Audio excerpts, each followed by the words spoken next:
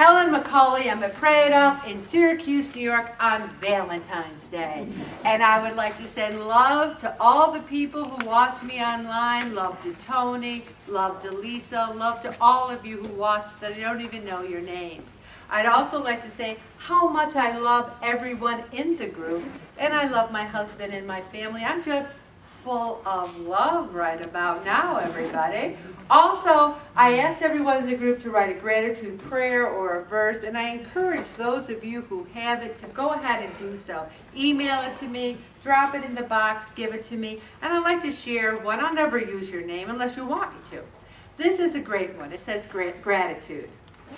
I am grateful for the life the good Lord gave me. Even when in a tizzy, I love my morning coffee and my rescue dog named Izzy. I am grateful for my daughter and her 4 children, all my family and every friend, the pool that allows me to exercise for an achy body forever on the mend. I am grateful for the bounty and blessings the Lord bestowed on me, every low carb, low salt, low fat, no taste recipe. Thank you very much. But I beg to differ because I think we have a lot of good taste recipes coming down the pipe. I won't call on you. Did anyone increase their fiber last week? All right, let's continue to think about that because I had a whole thing on increasing fiber, so everyone should have raised their hand. I'm going to direct everyone's eyes to the back of the food log. And at the beginning, I said that one of the ways I've been managing my anxiety about life in general, family members, etc., is by prayer. And then I read this article, and I wanted to share it with you, because another way to deal with anxiety is routine. And I am a firm believer in the power of routine. I'm not saying that you don't want to make some life changes like eat less and pray and eat healthy and move more, but make those things a routine. Like I get up every morning and I say the rosary and I walk around the office for 20 minutes saying it. That's a routine. Was it my old routine? No, it's my new routine. Routines are like crutches. They kind of help you get along. I write everything down and people say, wow, I can't believe you remembered that, because I write it down. I wrote down, read the gratitude prayer. I didn't want to forget it. I write it down. And then I love Jim Gaffigan because he talked about being under stress, and when he had 4 kids, and the 4th kid, he said, imagine you're drowning, then someone hands you a baby. And I had to laugh right out loud at that because we had 3 almost teenagers, and at 41 I had a baby. We were already drowning, and we had a baby. And you know, God gives you what you can handle, but you have to establish routines to get you through lists, plans, goals, divide and conquer. Anyone who knows me knows I have a lot of jewelry, and I like jewelry. But my jewelry is a mess, and I've got 2 big jewelry armoires that are gorgeous because I got them at a garage sale. They were very expensive, but I got them cheap. Anyway, Bob put a table up in one of the rooms where I have my jewelry, and I put tons of stuff on the table, and every night I do a little bit, and I found this heart pin that I'm wearing, Happy Valentine's Day. Haven't seen it in years. I found it. And so I do a little bit every day. I go in, put my current jewelry away, do a little work. Try to tackle things a little at a time. We sit in the same pew every week. You want to know if we're at 7:30 Mass, Jean? Do you know where we sit? Yes. You sit in the same pew? I look there. Yes, Catherine. I pay you yearly for it.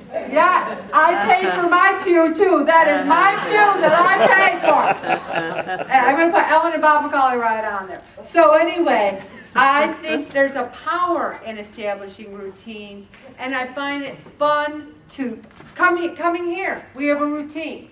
Opening prayer. One time I forgot the St. Pio intercession. People were up in arms. St. Pio intercession. It's our routine. We say it at the end. We have the small group. Try to establish healthy routines. Now I have a couple of articles that I found that I thought were interesting. The first one is assessing your weight. I will not call on you. Does anyone in the room know currently what their BMI is? Raise your hand nice and high. All right, a few people. A BMI is very easy to calculate. There is, I left the website up here at the top, it's right underneath. You can go there, type in your height and your weight, and it will tell you. I wanted so desperately to be in the healthy weight range, but I'm 25.5, so I'm still overweight. But that's okay, because I will be in the healthy weight before the end of session 23. So, when I think about what I was when I weighed 371, it was way over 30. I should type that in there and see what it was. How many people in this room know right now what their waist circumference is? Wow, nobody. What's circumference? Oh, your waist. Waist. Waist. Does anyone know what their waist measurement is? All right, some people know. It's important to know because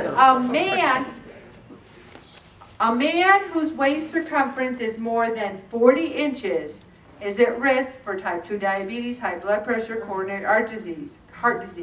A non-pregnant woman, I love how they throw that in there, whose waist is more than 35 is at risk as well. So if you don't have a tape measure, I will bring one next week, and when I weigh you in, I will measure your waist, because I want everyone in the group to know what their BMI is. I want everyone to know what their waist is. It's not a hard assignment. People are getting concerned about this blog land, but we will do this. But let's talk, not when I'm talking, but let's talk about a man who weighs 460 pounds.